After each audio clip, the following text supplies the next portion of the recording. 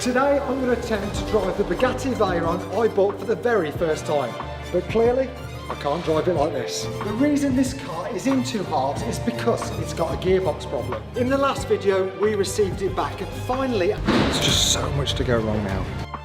Would you spend $1.2 million on a car that hadn't run in 3 years? That's exactly what YouTuber Mark McCann did, chasing a childhood dream Bugatti Veyron that arrived in pieces, with fake carbon fiber panels and a gearbox so badly corroded that Bugatti itself said it couldn't be repaired, only replaced, for close to $300,000. So instead of paying that, McCann bet everything on a specialist in the Netherlands and a $27,000 long-shot fix nobody could guarantee would work. Well, it worked. I bought a broken Bugatti Veyron for £900,000 and today we're going to attempt to restore it back to its original condition.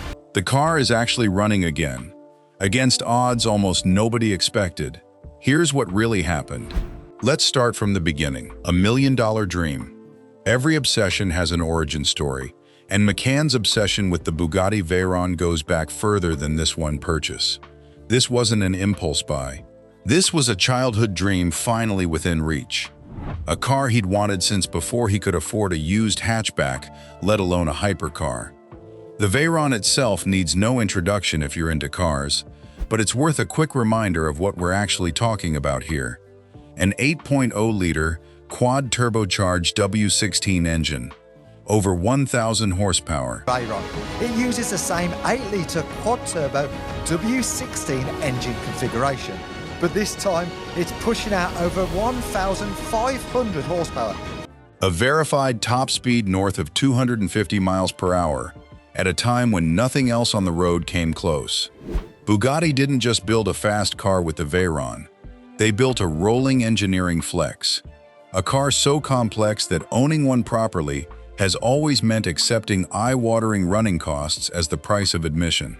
Now imagine taking that already complicated machine and handing it to Mansory, the German tuning house famous for taking already outrageous cars and making them look like something out of a video game. That's what happened to this particular Veyron. It wasn't a standard car.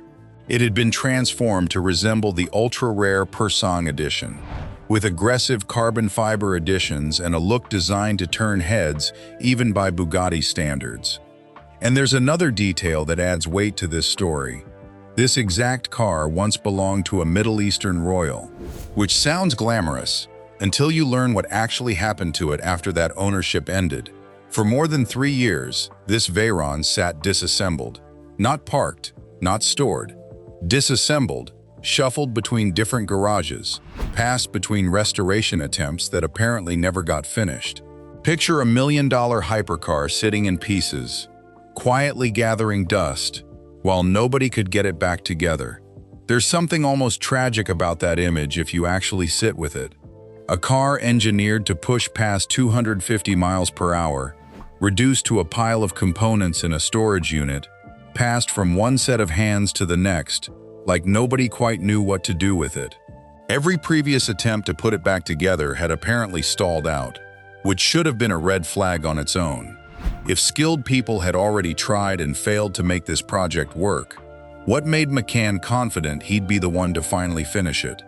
That's the car McCann decided to buy. I cannot believe this works.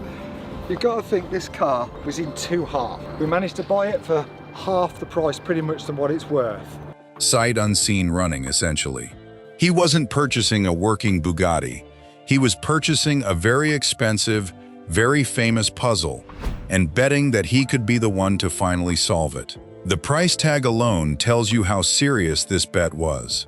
Roughly $1.2 million for a car that, at the time of purchase, nobody could say for certain would ever run again.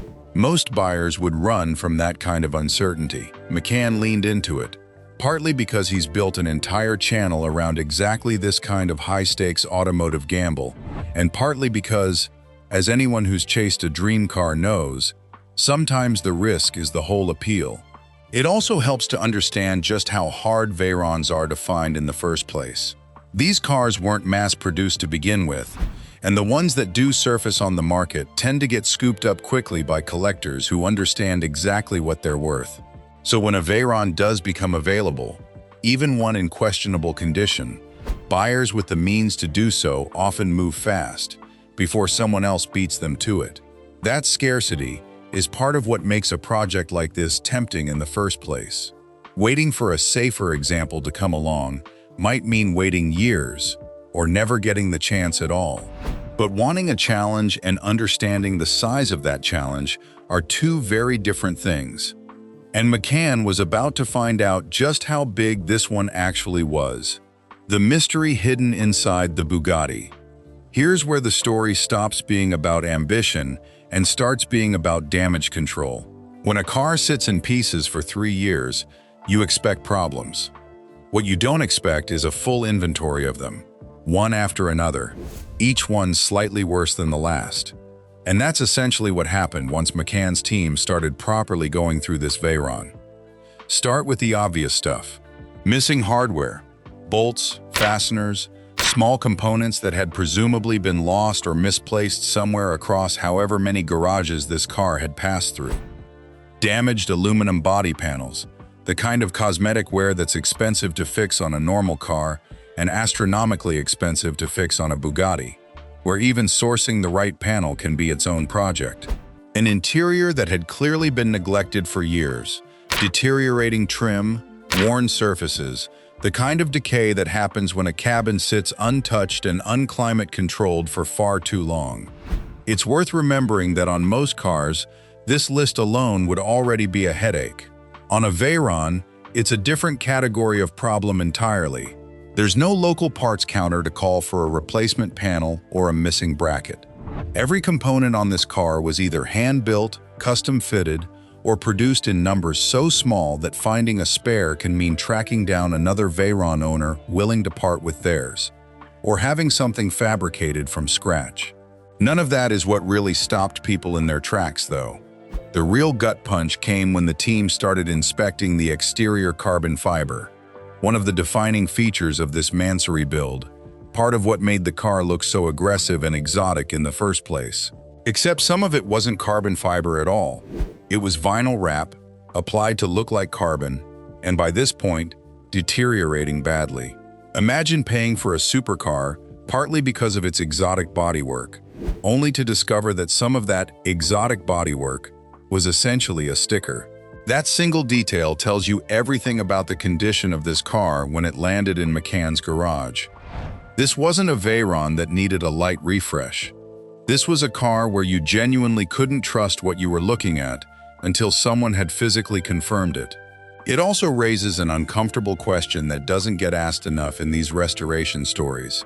How do you even put a fair value on a car like this? Part of what made the original Mansory build so desirable was the assumption that its modifications were as exotic as they looked.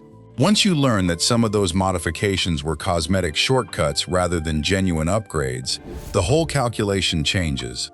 Buyers eventually have to decide whether they're paying for a rare, heavily modified Veyron or for a standard Veyron wearing an expensive costume. And those two things are worth very different amounts of money. That question matters beyond just this one car, too. It's a reminder that with heavily modified hypercars, you're not just trusting the seller's word on mechanical condition, you're trusting that the visible parts of the car are actually what they claim to be. Once one detail turns out to be fake, it's fair to start wondering what else hasn't been properly verified yet. And all of this, the missing parts, the damaged panels, the fake carbon, the tired interior, was still just the visible damage. The stuff you could see with your own eyes, or figure out with a flashlight and a checklist. It was frustrating, it was expensive, but it was manageable. It was the kind of damage a specialist workshop deals with all the time. The real problem was hiding somewhere you couldn't see it at all. Somewhere deep inside the drivetrain, in a component most owners never even think about until it fails. The gearbox. Everything up to this point had been a matter of patience and money.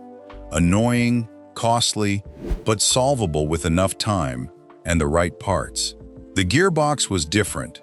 It wasn't a question of finding the right component. We had a problem when we tested the gearbox. We've got a leak down the front of the transmission. A seal had a major leak, but then miraculously, it suddenly stopped. It was a question of whether the problem could even be fixed at all. And that's where this story stopped being a restoration project and started being something closer to a mystery. The problem Bugatti couldn't repair. Every Veyron owner learns, sooner or later, that this car doesn't forgive shortcuts. But even by Veyron standards, what McCann uncovered here was unusual. Before the car had even been fully disassembled for inspection, McCann had already learned something troubling from people familiar with its history. This Veyron reportedly hadn't been able to engage reverse gear for roughly 5 years. 5 years of driving a car, if you could call it driving, that could only go forward. That's not a minor inconvenience. That's a warning sign that something inside the transmission had been quietly failing long before anyone decided to take it apart. When specialists finally got inside the gearbox itself, they found the source. Not a simple mechanical wear issue, but something called galvanic corrosion, a chemical reaction that occurs when two dissimilar metals, in this case steel and aluminum, come into contact and slowly corrode each other over time. The likely cause traced back to something almost absurdly small, residue left behind from a drilled bolt trapped inside the gearbox assembly. That tiny bit of leftover material had, over years, triggered a corrosion process that produced metal debris and slowly compromised the internal components of one of the most complex transmissions ever put in a road car. Naturally, McCann's next move was the obvious one. Call Bugatti. Ask what it would take to fix it. That's where things got genuinely frustrating.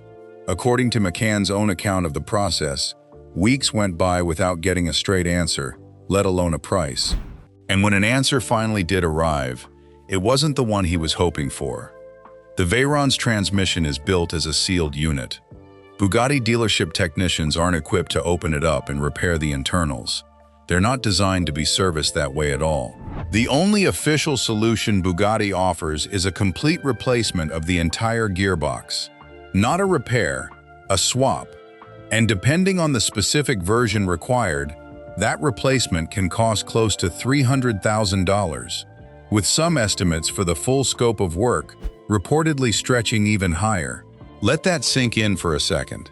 A repair bill that could rival the price of an entirely separate supercar just to fix one component on a car McCann had already spent $1.2 million acquiring.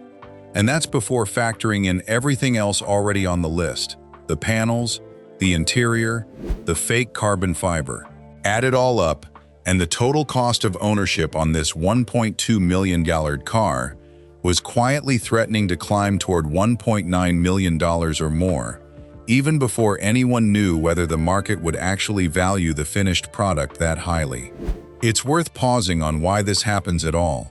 The Veyron's drivetrain has to survive torque figures that would tear apart almost anything else on the road, thanks to that quad-turbo W16 engine. Bugatti built the transmission to handle that abuse by sealing it up tight, which works brilliantly for reliability, right up until something goes wrong internally, at which point brilliantly reliable turns into brilliantly expensive. There's also a broader lesson buried in here for anyone who's ever fantasized about owning something like this. A sealed transmission isn't a flaw specific to McCann's car.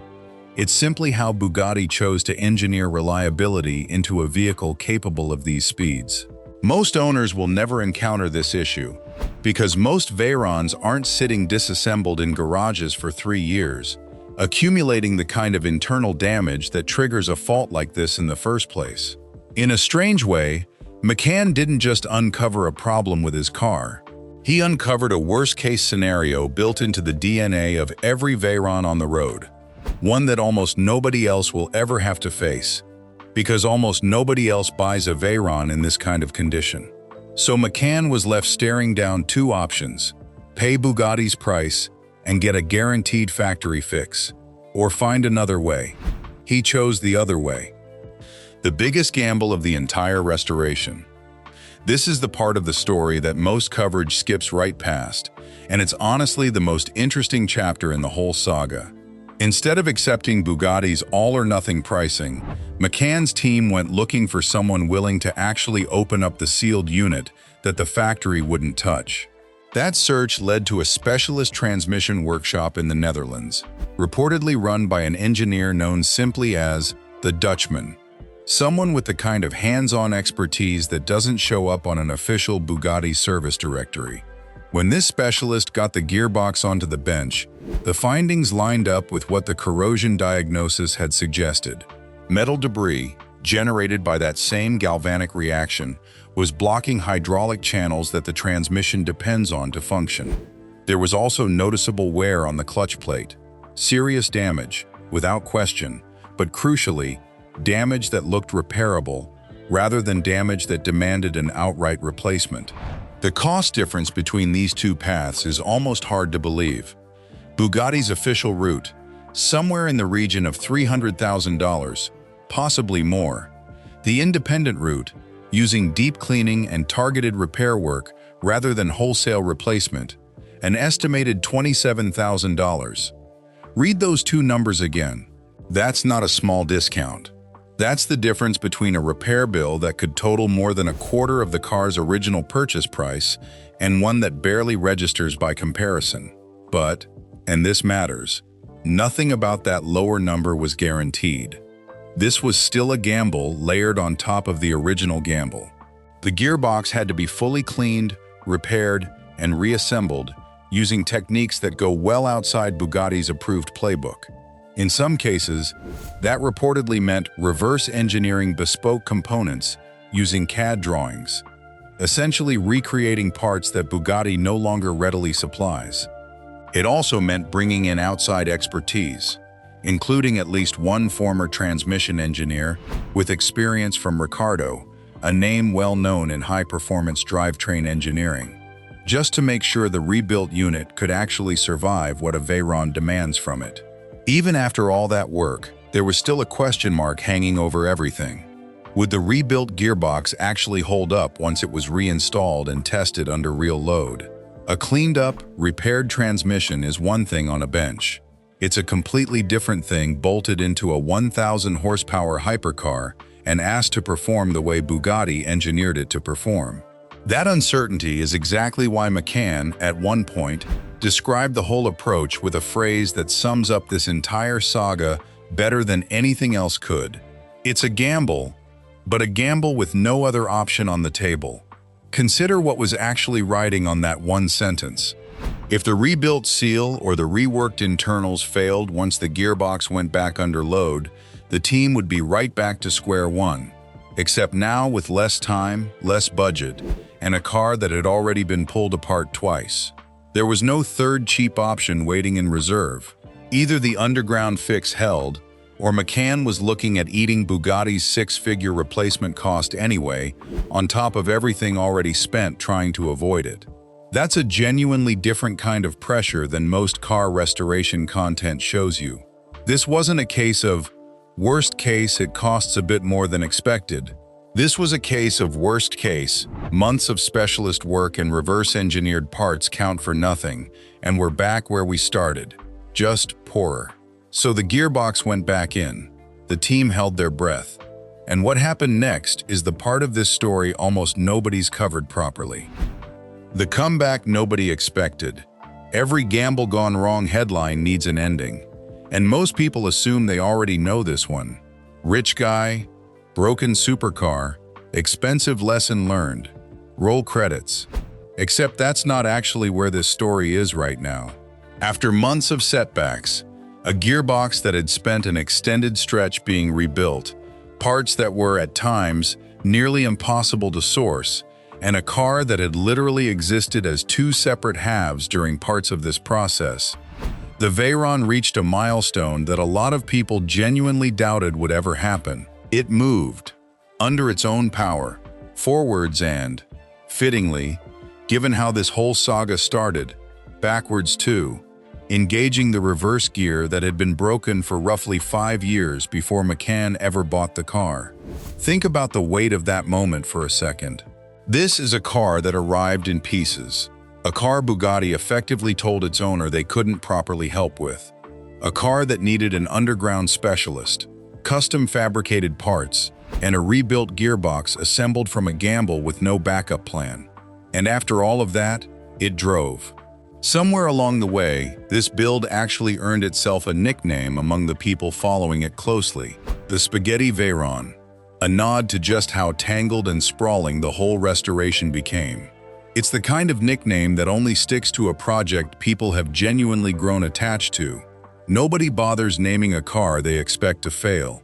They name the ones they're rooting for. There's still work left before this build is considered fully finished. Nobody's pretending this is a wrapped-up, mission-accomplished story. But the trajectory has completely shifted. What was shaping up to be a cautionary tale about an ambitious purchase gone wrong is now looking a lot more like an underdog comeback. There's even genuine speculation building around whether this car could make a public appearance at Track Silverstone on the 16th of August, one of the UK's biggest car show events, which would be an enormous milestone for a Veyron that, not long ago, couldn't even go into reverse. If that appearance actually happens, it won't just be a nice photo opportunity. It'll be a public, undeniable answer to every doubt that's followed this build since day one. Proof, parked in front of thousands of people, that the gamble paid off. And that's really the piece missing from most of the coverage you've seen on this story. The headlines love the disaster, the $1.2 million price tag, the fake carbon fiber, the six-figure repair estimate. That's easy, dramatic content. What gets left out is the resilience part, the reverse-engineered parts, the specialist who took on a repair Bugatti wouldn't even attempt. The moment this car actually came back to life.